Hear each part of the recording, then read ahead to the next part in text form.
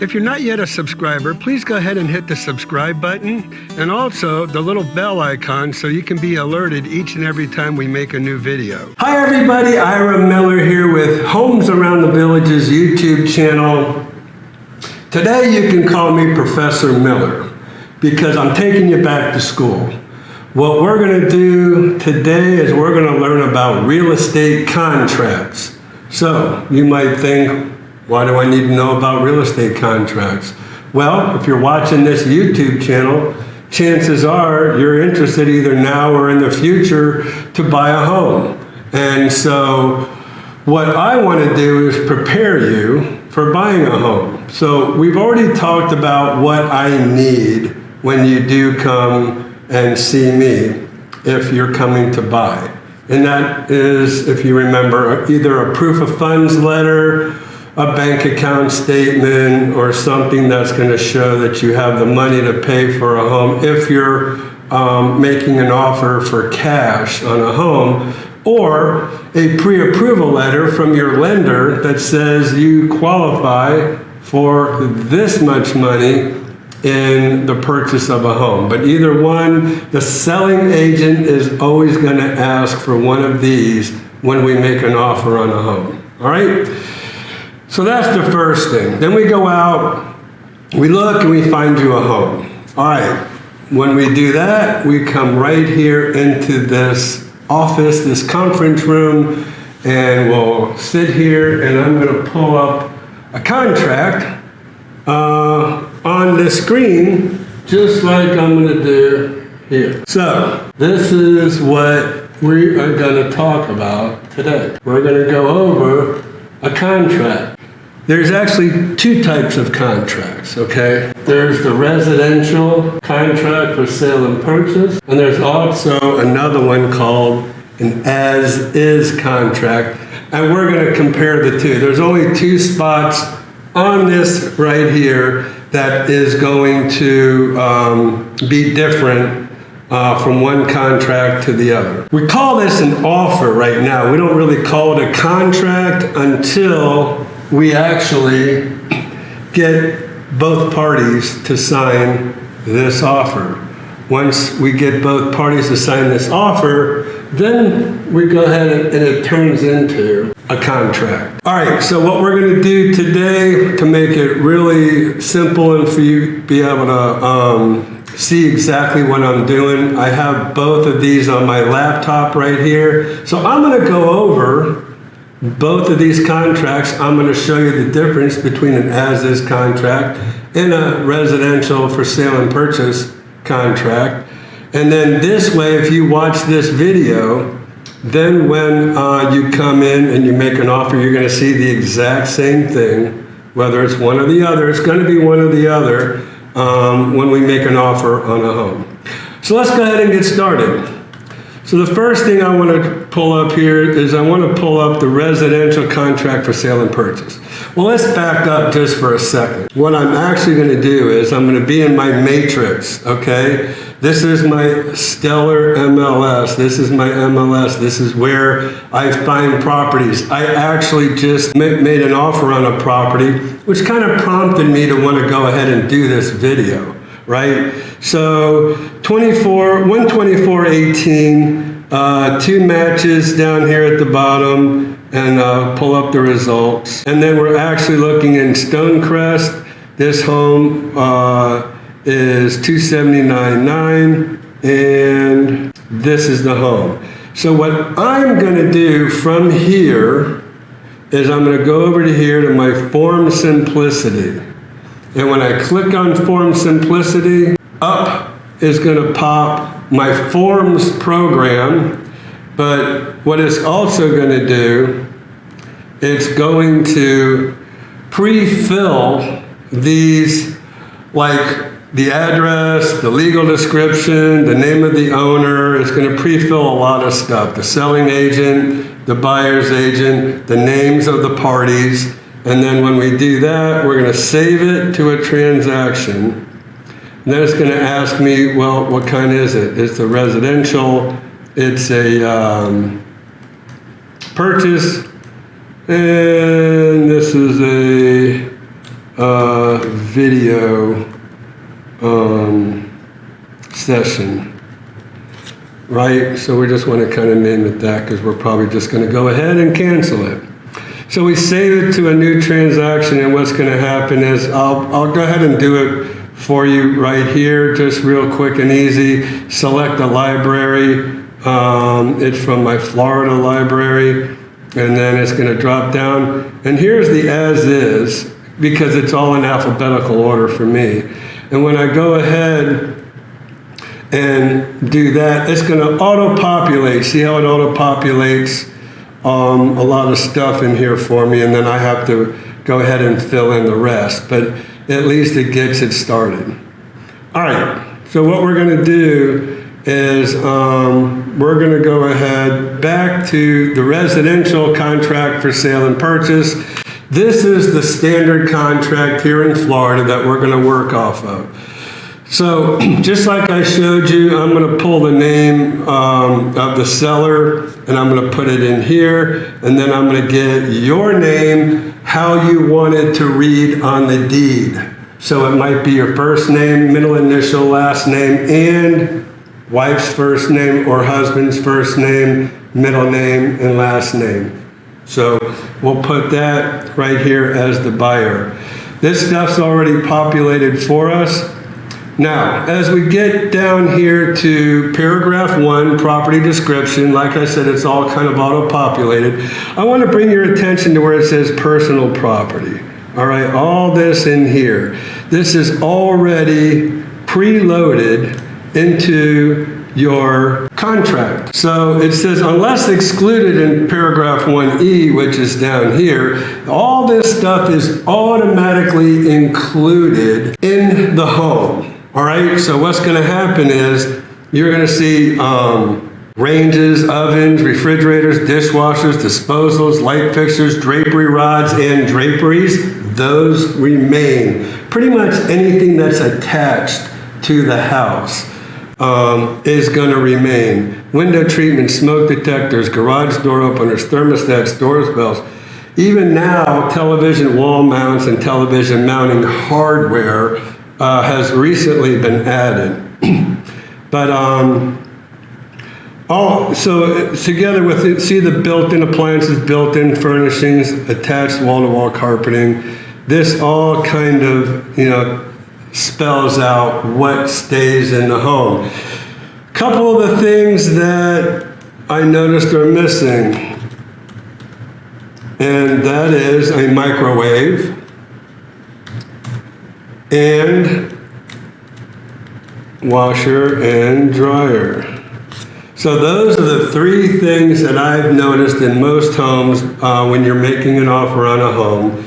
A lot of homes have that built-in microwave over the range, and then you have your washer and dryer. Some homes come with it, some homes come without it. We'll just make that on an individual basis. All right, so the next thing we have is purchase price. So we make a purchase price, right? $275,000, because what we saw here was this home was listed for $279,900.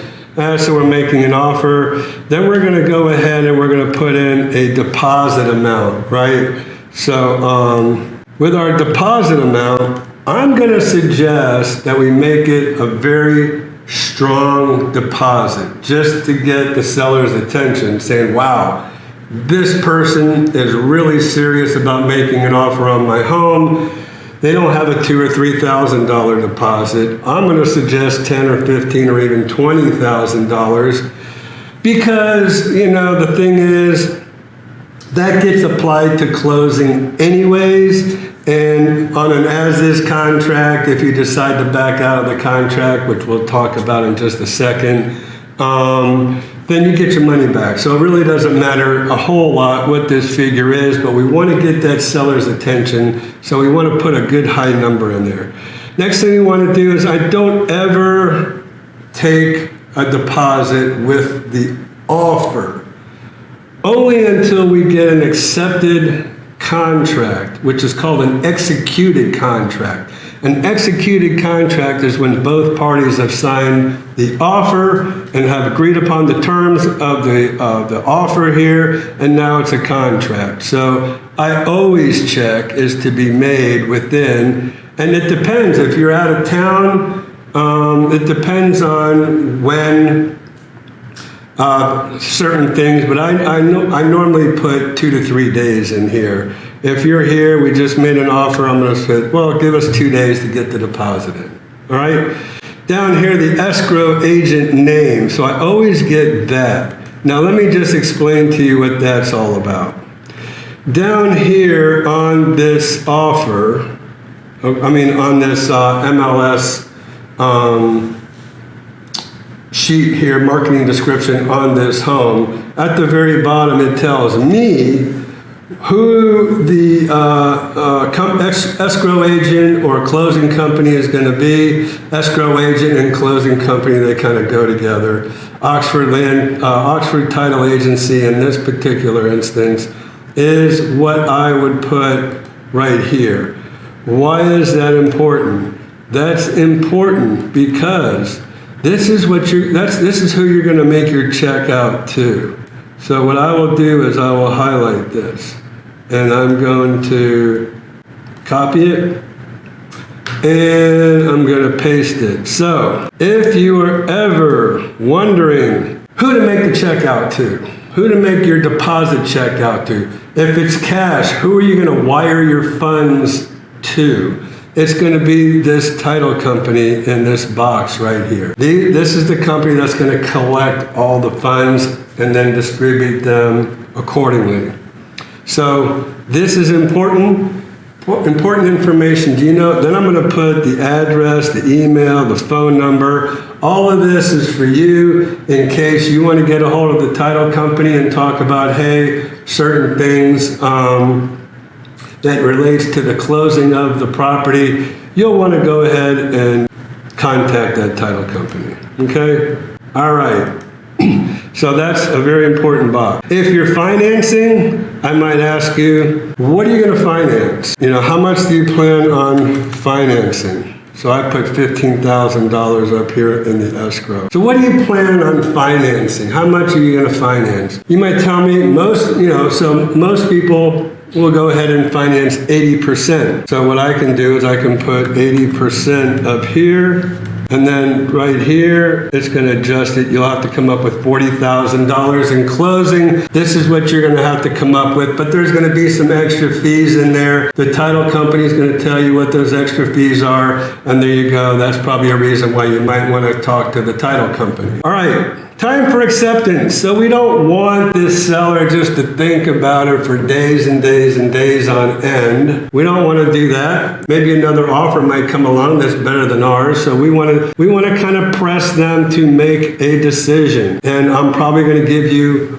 1 day to come up with a decision on whether or not you're going to accept our offer or not. Not going to give you days or a week or whatever. I'm going to tell this seller, we want to know by the next day. Today's the 27th. We want to know by the 28th of whether or not you're going to accept it. They might accept it. They might counter offer. Okay. If they counter offer, now this process starts. So I want to point this out to you. All right. Unless otherwise stated, time for acceptance of any counter offers shall be within 2 days after the day the counter offer is delivered. So if we offer $275 like we did and they go, no, we want full asking price, we want $279, that's a counter offer. We have 2 days in which to come back and tell them whether or not we accept their counter offer, whether we counter their counter offer, or whatever. I'm going to tell you right now, we're not going to take 2 days. We're going to make a decision immediately. Why? Because this contract is what's called an open contract. It's not a closed contract. It's not a settled upon. It's not an executed contract. So this seller, if somebody else comes along with better terms while we're negotiating, just want to let you know right now, we could get beat out in an offer, and we don't want to have to do that. So we want to come back as soon as possible. Now, that seller can take 2 days, And you might be coming to me and saying, hey, did we hear anything? No. Did we hear anything? No. Did we hear anything? No. How come we haven't heard anything? How come they haven't said anything to us? Just know they have 2 days to get back to us. This is still a negotiating contract, and they don't have to get back to us right away. They can slow walk us and maybe be waiting for another offer, and hopefully another offer comes along. So we as the buyer, we do not want to hesitate. We want to get their counter offer right back to them right away. But just know they can take 2 days if they want to give us an answer on a counter offer. Moving along, closing date. So we're going to talk about a closing date, okay? So typically closing dates are 30 days. That's a typical closing date. That can always be adjusted, but in this case, the 27th or 28th is on a weekend, so we're just going to say the 26th. Okay, extension of closing date. All right, so this closing date can be extended automatically through the contract. So right here, this can be extended up to 7 days if there's a problem with your loan, your mortgage. You know, if you're having problems with Consumer Financial Protection Bureau closing disclosures and stuff like that. All this is lender stuff. So if you're paying cash, you don't have to worry about this. But if you are, you do have rights to extend the closing date if you're having issues with your lender on the closing date due to the Consumer Financial Protection Bureau closing disclosure. That's only if the funds from the buyer's lender, from your lender, are not available on the closing date due to the Consumer Financial Protection Bureau closing disclosure, delivery requirements, if paragraph 8B, and so 8B, just so you know, is right here. This contract is contingent upon. So that's if you are getting a mortgage or a loan. So in the event constituting force majeure causes services essential to closing to be unavailable, blah, blah, blah, we're going to wait on this. This is my time to tell you, this contract is full of redundancy. You see a lot of stuff over and over and over and over and over again. So I'm passing this one up because we're going to see force majeure in standard G here shortly. Paragraph 6, occupancy and possession. This just says that you're buying this home and you're going to take occupancy. There's not going to be any tenants in there. That seller's not going to stay in there. There's not any future tenants coming up because there's no leases involved or whatever. That's just telling you this property is good to go with nobody squatting or hanging out or leasing or whatever. And then if it is, then you want to check this box. The property is subject to lease or occupancy after closing. So there's 2 instances in occupancy. It could either be with a lease or a renter coming in and you're buying the property with a lease attached to it. These leases prevail. They survive the closing. So if there's a lease on this property, then you are obligated to honor that lease. Occupancy after closing, maybe the homeowner needs to stay in there a day or a week or a month or whatever, and if you agree to it, then we'll do a post-occupancy addendum, allow them to stay in there. Very important, if buyer determines in buyer's sole discretion that the leases or terms of the occupancy are not acceptable to the buyer may terminate this contract by delivering a written notice. If it's discovered there are leases and you don't abide by those terms, you can go ahead and cancel this contract. Number 7, paragraph 7, assignability. Normally we check may not assign this contract, okay? We get your name up front. We want to decide on, what the names are going to be on the deed. I asked you that up front. We've already talked about that. However, you may tell me, look, we're having a trust drawn up. We want to put this house in our trust, but our trust isn't ready yet. Or you want to come to Florida, and then in the interim, go ahead and get a trust done here in Florida and then put the home in the trust. Well, if that's the case, we're going to want to come over here and say, may assign. You can assign that contract into the trust, but not be released from liability of this contract. So the seller or seller's agent might say, hey, how come you checked the may assign? And if no box is checked, then buyer may not assign this contract. So if we don't check anything in here, it's going to be assumed that this is the box. Okay, so here we go. Financing. Is this a cash transaction with no financial contingency? Is this a contract that's contingent upon certain criteria of a mortgage? You see these boxes here, conventional, FHA, VA, or whatever. So here's an important negotiation tool that I use sometimes. So what I'll do is, especially like a few months ago when we had all these multiple offers and we wanted to come in as strong as possible, you might tell me, hey, I'm going to get a mortgage for this home. And I'm going to tell you, well, you're up against a lot of people who are offering cash, and that's going to be a problem. The seller is going to go ahead and accept a cash offer 90% of the time. Unless you're asking way above the asking price, they might take a chance on you, but the chances are we need to do some creative negotiating here. A lot of times, even if you are getting financing, I might say this is a cash transaction with no financial contingency. What I'll ask you is, hey, in a worst case scenario, if you had to, you want to get a mortgage, I understand that, okay, under these circumstances, under this scenario. Could you pay cash for this home if you had to? Yeah, I could pay cash if I had to, but I don't want to. It's in my stocks, it's in my investments. I have the cash, but I don't want to do that.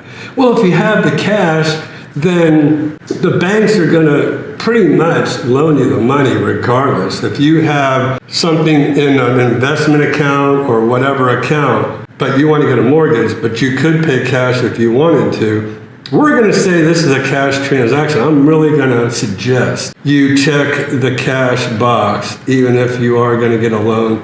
If you can finance, if you think you're going to qualify, if you know you're going to qualify for a mortgage, there's no reason to put and just really concern the seller.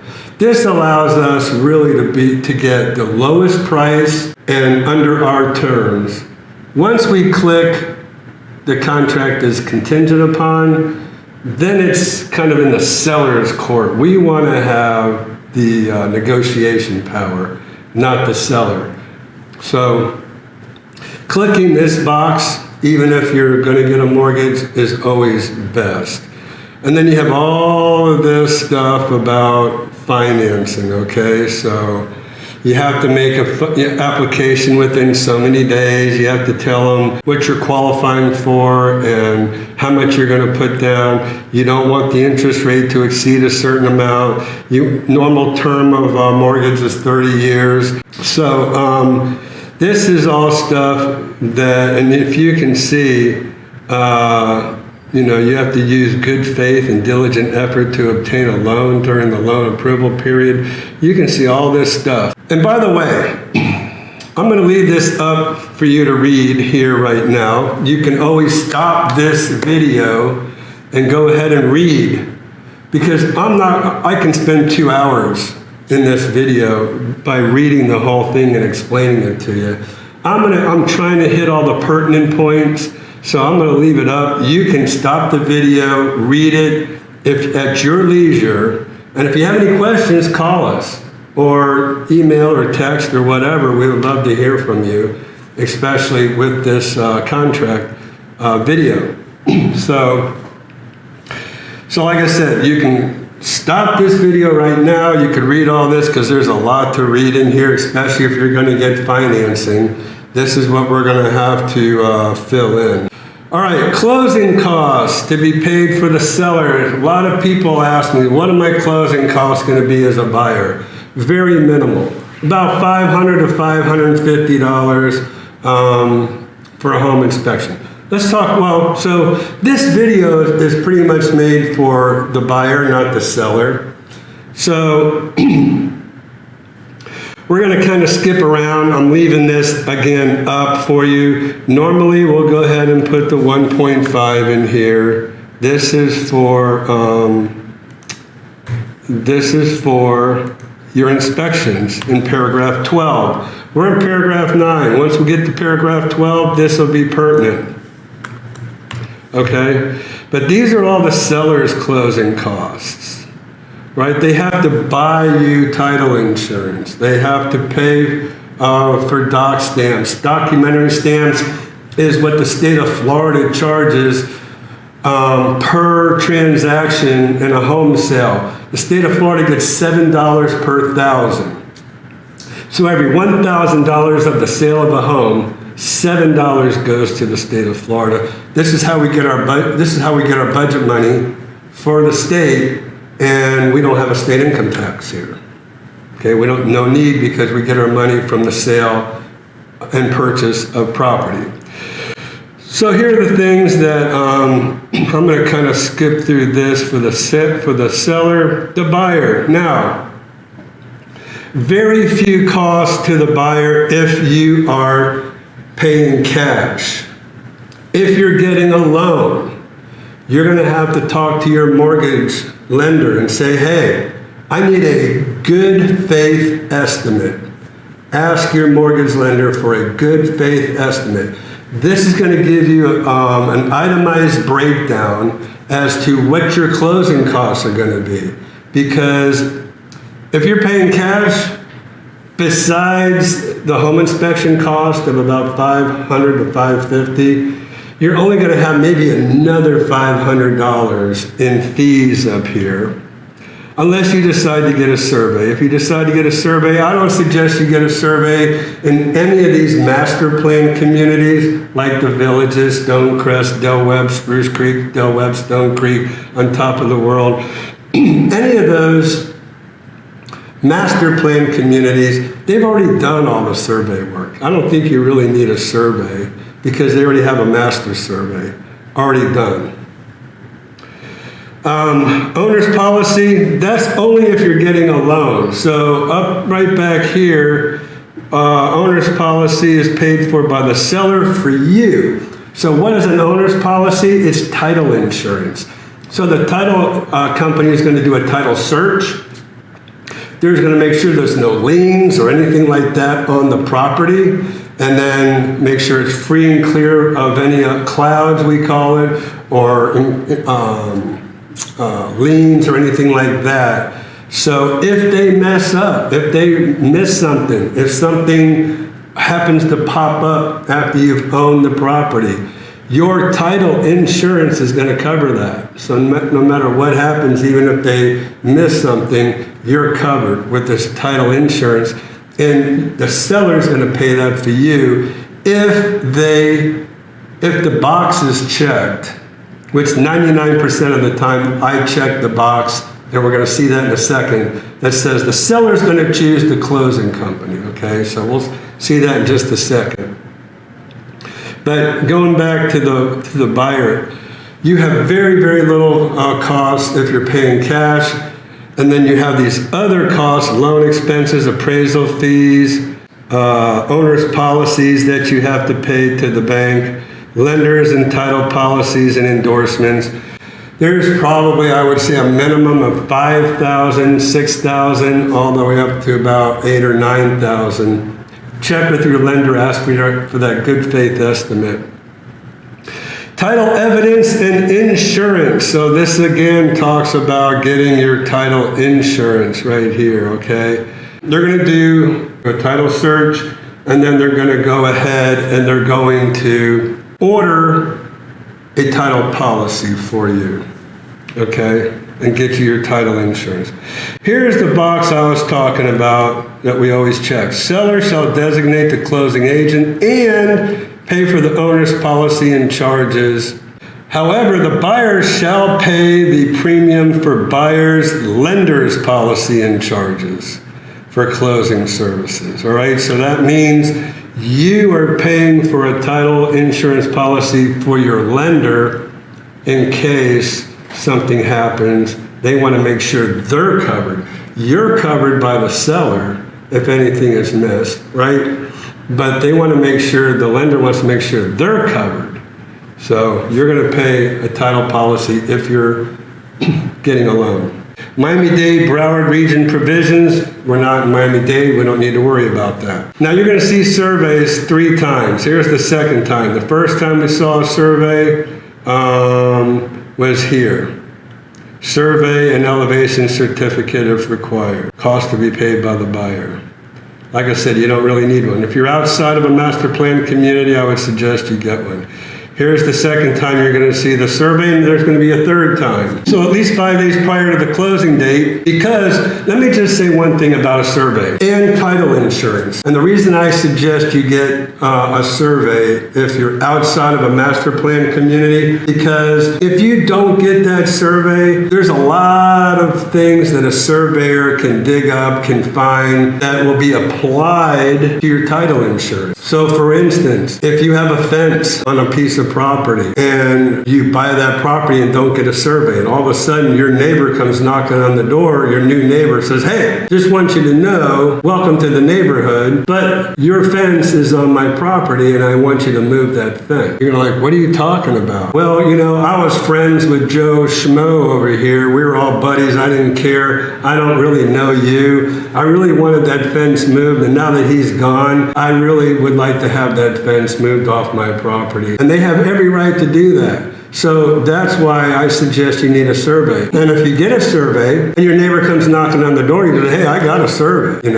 if the survey is wrong or whatever, the title insurance will pay for whatever, it'll pay for that fence to be moved. But none of that stuff will be paid for if you don't get a survey and have it included in the title insurance. So any encumbrances, any easement violations, there's a number of things that could be issues on a property that you might want to get the survey and have the survey added to the title policy. So just keep that in mind, okay? Home warranty. You could always ask for a home warranty. In today's buyer's environment, it's still a seller's market. It's not a buyer's market. In a buyer's market, I might suggest, hey, you know what? There's old appliances. There's an old air conditioner. There's an old water heater or whatever. I might suggest you go ahead and get that warranty, okay? But in the seller's market, I try to avoid that. We don't want to upset the apple cart. We don't want to rock the boat too much by throwing in there and saying, hey, oh, by the way, we want a home warranty, because there might be another offer right behind us that says, we don't care. We won't make you pay for a home warranty. Still a seller's market, July 27th, 2022. If the market changes to a buyer's market, then, we'll take a look at that. And I will probably suggest, hey, it's a buyer's market. Let's go ahead and get what we can out of this and make sure you're covered. But in this case, for $500, $550, you might want to just buy your own if that's important to you. I know I've done a whole video on these home warranties. What I'll tell you is they're not all what they're cracked up to be, but they can be helpful in some instances. Let me just say that. Special assessments. So special assessments can be done in the way of maybe in a private community. The roads have all been repaved and they assessed everybody in the community, and nobody said anything about an assessment. You want to make sure that all special assessments are paid for, except in the villages. The bond is a special assessment. And sometimes you have a pretty high bond. I mean, average bonds are around $19,000 here in the villages. So again, it's a seller's market. So if you check, seller shall pay in full prior to or at the time of closing any assessments, even meaning the bond, and there's a $19,000, they're probably, unless the seller's agent misses this box, they're probably going to kick your offer out. But so unless it's the village, if it's the villages, I'll check this box. Seller shall pay installments due prior to closing, and then the buyer will go ahead and pay the installments after. If we're outside the villages, I check this box. I want to make sure that you are not held liable for any assessments unless it's already been known and agreed upon that you will assume these assessments. But to protect you, I'm going to go ahead and check, what is this? What are we at? 9FB. All right, disclosures. I'm going to go through disclosures real quick because these are what we call boilerplate things. This is what the state of Florida required to be put into these contracts. So radon gas, over in Dade City and Bradenton and that area of Florida, over on the West Coast, there's a lot of radon. There's a lot of phosphorus mines out there. In this part of Florida, not so much. And a lot of radon gas will accumulate in basements. We don't have basements here in Florida. The groundwater is too high. So don't really have a very very big worry about radon gas. If you want to, there's kits we can buy at Lowe's, as long as the property is not occupied, and we can put that kit in there and leave it there for a few days, then we can do that. Permit disclosures. So, you know, the title company pretty much will look for open permits. I always look for open permits. A lot of times I'll pull just the permit section in the building department just to see, you know, how old the roof is, or how old the air conditioner is, or when a bird cage was put on, to make sure that a lot of these things were permitted. But it also would tell you that there were outstanding permits that weren't closed out. So I always kind of check on the property appraisers or the building department's website for permit disclosures. Mold, I kind of look for mold. We look for mold happens in a wet environment. So unless we see some kind of wet areas, you know, like today I was in a home in Ocala Palms, and it looked like the baseboard was bubbled up. And it looked like, to me, it was from moisture. Could be a concern. A home inspector might go through and say, hey, this water closet or toilet has been leaking, or shows signs of leaking, or water stains, or whatever. Might be a concern for mold. We can do mold tests in that area to see if there's any mold. Flood zone, I can easily, let me just show you over here. Going back to my MLS for this one property, see up here where it says flood map? I can go ahead and check to see if the property is in a flood area. These little X's, this is what you want. You want X's. You want your property to be in X area. You don't want your property to be in an A or an AE area. Okay, up here is A. You don't want to be in there. That's a flood zone. And if you are, chances are homeowners insurance is going to require that you pay flood insurance. Energy rating brochures, those are always in our form simplicity. We can go to blank forms. I don't usually give these out. They're not really worth the paper they're written on, to be honest with you, because it has nothing to do with the home. It just talks about the state of Florida and what the state of Florida looks for as far as an energy rating for homes. But it has absolutely nothing to do, right here, energy efficiency brochure. Has absolutely nothing to do with that particular home in itself. Just a quick thing, thinking about buying a home, getting an energy gauge, just tells you, you know, again, you could pause this video if you want to go ahead and read some of this stuff that's on here. But again, has nothing to do with the home itself. All right, so back to your energy. Lead-based paint. Most of the homes I sell are newer than 1978. We don't have to worry about that. Homeowners Association community disclosure. You'll almost always see these when we're looking at a property, in a little paper clip here. See this where it says to attachments. Let me just bring that in there, and we can just click on the paper clip, and the paper clip will bring up your seller's disclosure, your HOA, homeowner association disclosure. So that's what that's talking about. We'll get that off of the MLS when the time comes. Property tax disclosure summary just says do not rely on the current taxes, because chances are you're going to go ahead and be reassessed when you buy this home. Property, the tax assessor may come out, take a look at what you paid for the home, and decide to raise the taxes accordingly. In Real Property Tax Act, this is for foreign persons, foreign sellers, okay? So if you're a seller, or if we come into a seller who is maybe a Canadian citizen or a European citizen or whatever, we may come into this. And if we come to a seller who is a foreign person, then the buyer is required to collect the taxes And in our instance, we have the title company rather than you, the buyer. We ask the title company. We say, hey, title company, this is a foreign seller. Please collect the taxes that that the federal government wants and send it to them, and let that seller battle it out with the government to get their money back in the taxes. But 15% of the price of the home is going to be sent in taxes to the IRS. That's what that's all about. Seller's disclosure, I just showed you what that was all about.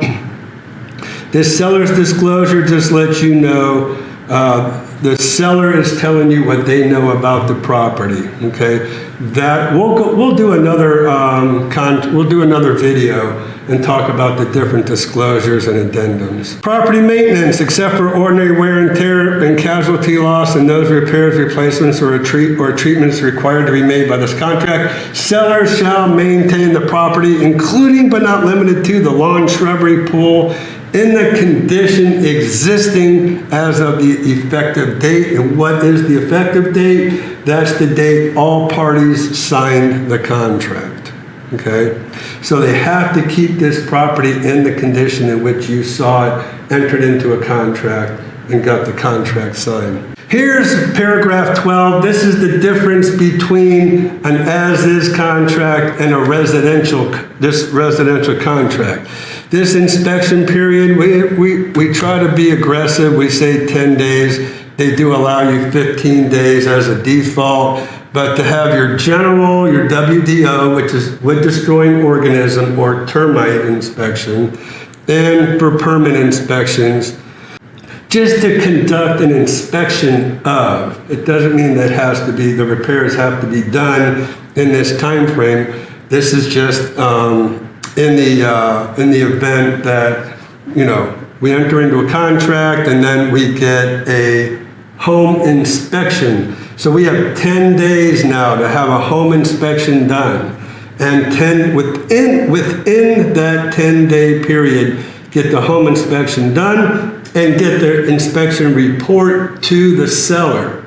Because if we get the home inspection done on day 10, and then they get us the report on day 11, and then we give it to the seller on day 11 or day 12, we're outside of this inspection period, and they don't have to do those inspections. We were too late. So we want to make sure we have enough time to get a home inspector in there, get their report, and send that report to the selling agent and emailed it to them, and so we have a documented time for that. And then this is everything that the inspector is looking at. The main things we want to look at is working condition, okay? This means everything has to be in working condition on this property, and that inspector is looking to make sure everything is in working condition.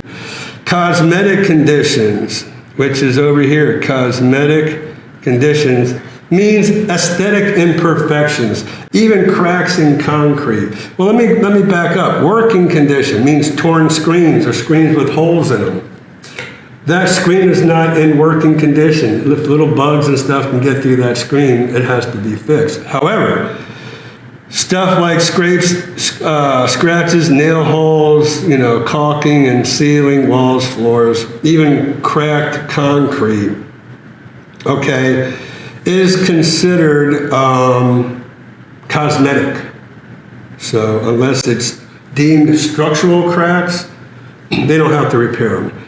And then the repairs have to be made by a qualified person and in good workmanlike repairs and warranties. Receipts are all given over to the buyer. So right here, I'm just going to pause the video if you want to, and you can take a look at everything because this has everything to do about a home inspection. Moving on to wood destroying organisms, which used to be called a termite inspection. Now there's other things like wood rot is considered WDO. Ants are considered WDO, not just termites.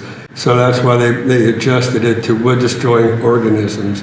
And again, you could read this if you pause the video. Inspection and closeout of building permits. So this will talk to you all about inspections and getting those permits and making sure those permits are closed out. Walkthrough. This gives us the ability on the day prior to the closing date to do a walkthrough. We're going to do a walkthrough to make sure everything is in working condition. Because remember when I told you they have to maintain the property in the condition in which we saw it? So if the inspector goes in there, finds, let's say the ice maker is working and doesn't really flag that, but then on our walkthrough we see that the ice maker is not working, they're still required to fix that ice maker.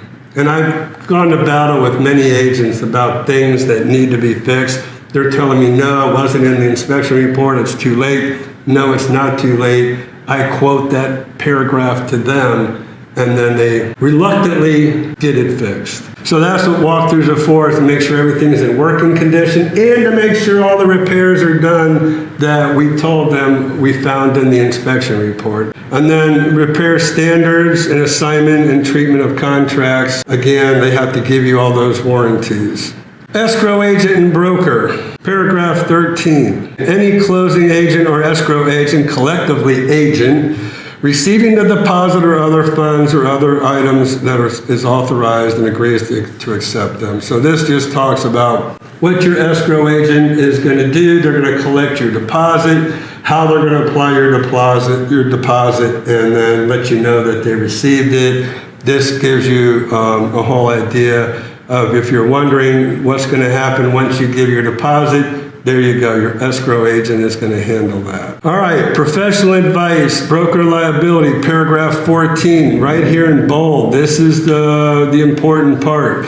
Basically what it says is, me, the broker, or me, the agent who sold the home to you, and the broker of the company I worked for, we are not liable for things like property condition, sizes of rooms. We're not held liable for taxes that may be shown because we talked to you about that could change. So down here it says square footage, property condition. It's up to the buyer to go ahead and have a home inspection done, to measure the rooms if you're really concerned about that, to contact other entities like maybe even, I don't know, an accountant, or not just an accountant, but maybe a contractor if you feel like things need to be checked out. It's kind of the buyer beware thing clause right here, caveat emptor.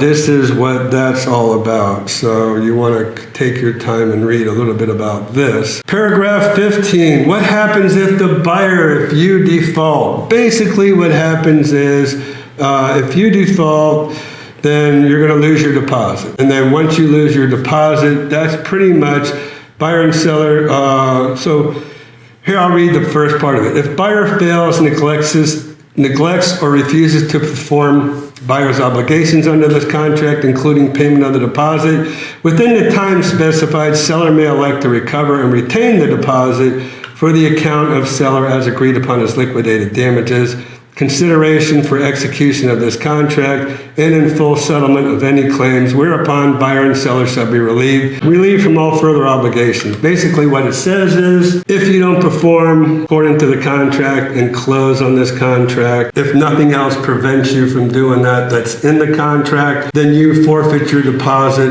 and you're going to lose your deposit, and then you just go along your merry way. Buyer and seller agree. Those are the liquidated damages in the form of the deposit. If you have not yet given your deposit and you've entered into a contract that all parties agree upon, basically what this paragraph is saying is they can get an attorney and try to sue you. Hardly ever are they going to go get an attorney and force you to buy their home and force you to come up with the deposit. It's probably never going to happen. I'm probably putting myself, if I had an attorney, they would probably say, don't ever say that, you know.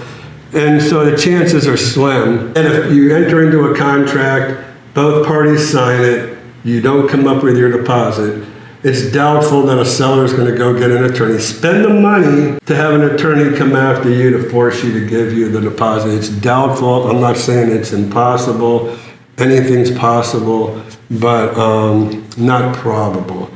If the seller defaults, there's not a lot you can do other than you can take them to court and you can seek what is called specific performance, which is down here.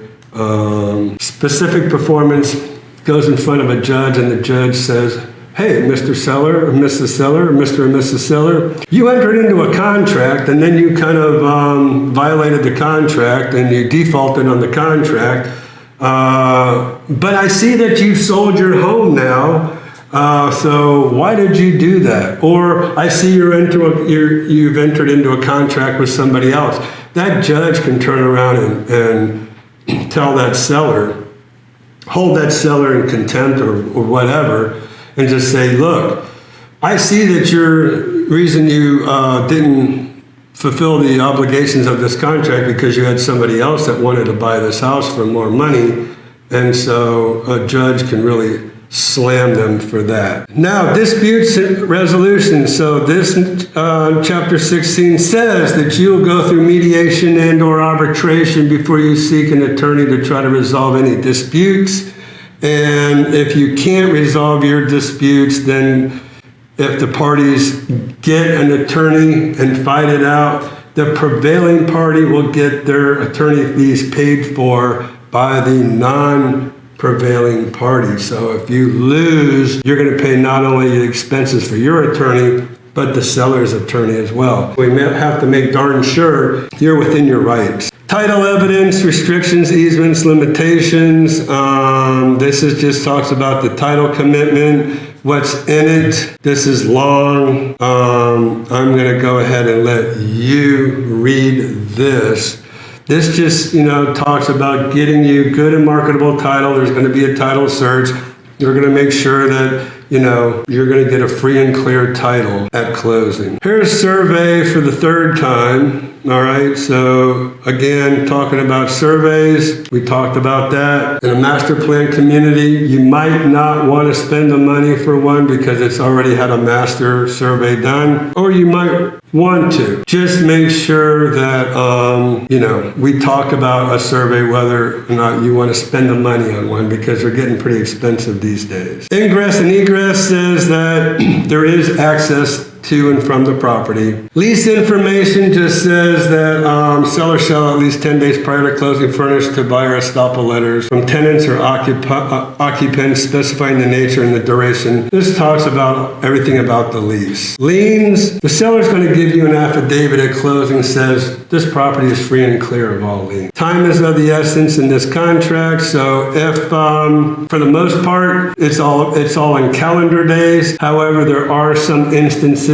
where if something falls on a Saturday or Sunday or a holiday, it'll go right over to the next business day. Force majeure. This is what I talked to you about at the very beginning. I told you we were going to see this again in standard G. Force majeure. This talks about hurricanes, floods, extreme weather, terrorism, acts of God, a lot of things that could delay a closing. I use an example of a hurricane since we're here in Florida. If a hurricane comes here in Florida and pretty much devastates the area, you have 7 days in which to extend this contract. So power can be restored or business as usual can be restored. But then there's other provisions. If it takes longer than that, they give provisions 30 days beyond the closing date for other things. So just know that in the case of force majeure, if there's a delay in closing under these instances, then it's just easier rather than doing addendums to extend the closing. It's automatically known in the contract. Conveyance, seller shall convey good and marketable title with free and clear of any all liens. Again, like I said, there's a lot of redundancy in these contracts. Closing location, closing will be conducted by an attorney or other closing agent. I would say more likely in a title company or title office, not by an attorney. But there are some instances where an attorney will do a closing. All right, and I'm going to let you kind of read that a little bit on your own as well. Closing documents will be furnished to you at closing, so you'll get a copy of everything. The FinCEN GTO reporting obligations, this is for the closing agent. This tells the closing agent if you suspect money laundering, if you come in with a big bag of cash and hand it over to the closing agent, she's probably going to report you to the IRS because she's obligated to do so right here in this paragraph. Procedure. The deed shall be recorded upon collection of all closing funds if the title commitment provides insurance against adverse matters. As amended, the escrow closing procedure required by Standard J, which is Standard J is here, shall be waived. Escrow closing procedure, again, I'm going to let you read this. This is just some more redundancy. Prorations and credits. This just talks about prorating taxes. Who's going to pay the taxes at closing? Who's going to get a prorated portion of the taxes so the other party can go ahead and pay for it? Access to property to conduct appraisals. I've had to use this on real estate agents as well because I've had some agents say, hey, you've already had your 10-day inspection period. I'm not letting you come back in here again. Really? Well, only except for the day before closing, because again, there is something in the contract that talks about walkthroughs, where you're allowed to do a walkthrough the day before closing. But I had an agent tell me I couldn't go back in there and take a home warranty person through there so they could look at it to decide whether or not they're going to provide a home warranty. I had to quote Standard L and say, we have rights to access the property to conduct appraisals, inspections, and walkthroughs. And it doesn't give a time frame in here. Risk of loss. This talks about if something happens to the home while we are under contract but before closing, this seller is obligated to repair whatever it is that might happen to the property up to 1.5% of the purchase price. If it's anything over that, the buyer and the seller can agree that the seller is going to go ahead and fix everything and then proceed to closing. However, the buyer can go ahead and just say, you know what, there's way too much damage and I'm going to back out of the contract and I want my money back. You want to read all this? That's exactly what it says right there. 1031 exchange is if this is an investment property for you. So if you sold an investment property somewhere and you want to buy like a rental property as an investment property, then you can avoid paying capital gains. You can just roll all that money over. If you think you want to do something like that, contact me. I can walk you through it. I can tell you exactly what you need to do. We can get you with an intermediary who's going to hold on to the funds.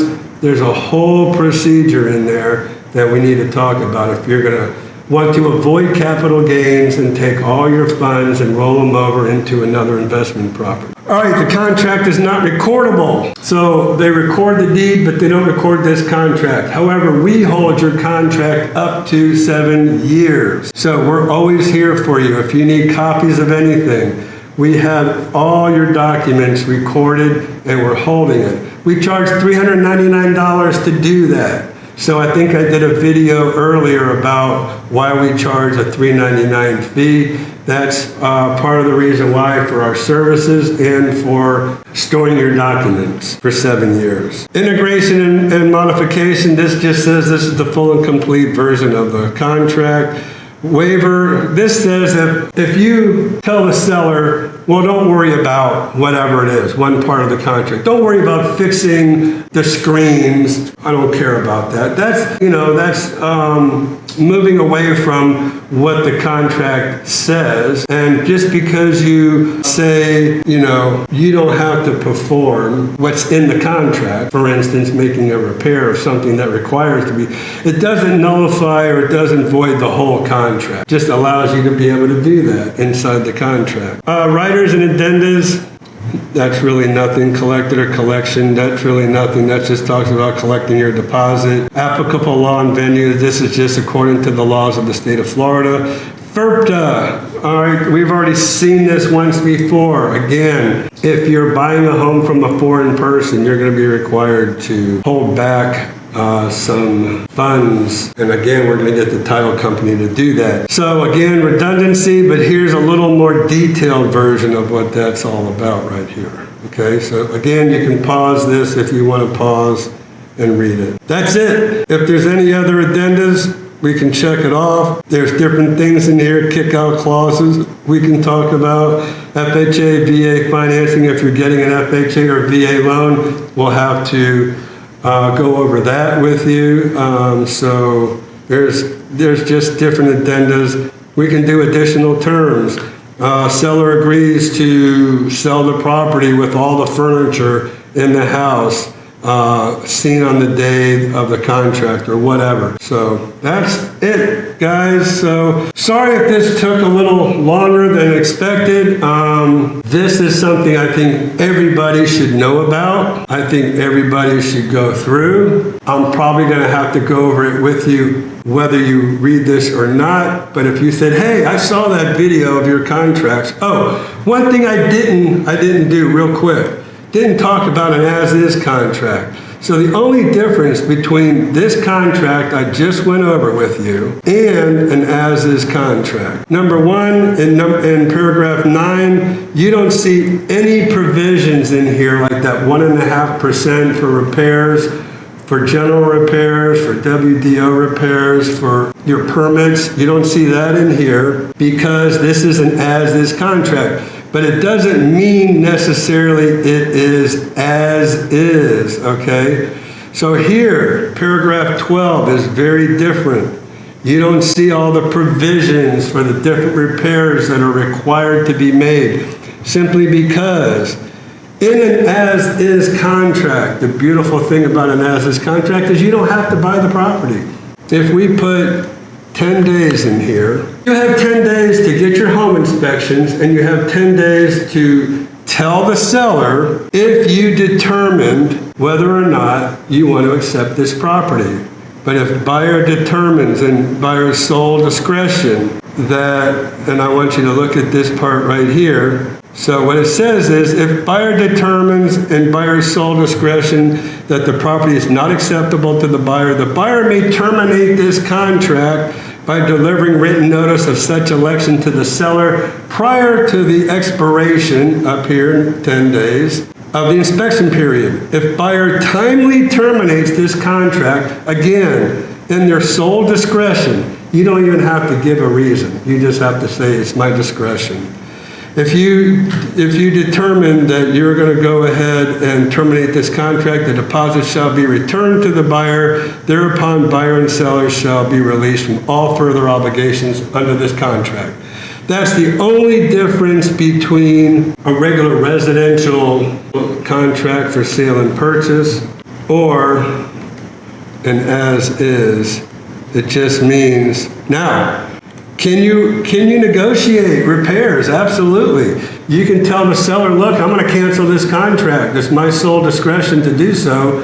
I'm going to cancel this contract if you don't go ahead and give me a new refrigerator, or give me a new range, or give me a new microwave, or whatever. Fix the carpet. I don't know. You can stretch the carpet, clean the carpet, whatever. You have sole discretion in an as-is contract. You have the power as the buyer. It's not really as it seems in an as-is residential contract for sale and purchase. It means it's as-is and you're stuck with this property regardless. No, that's not it.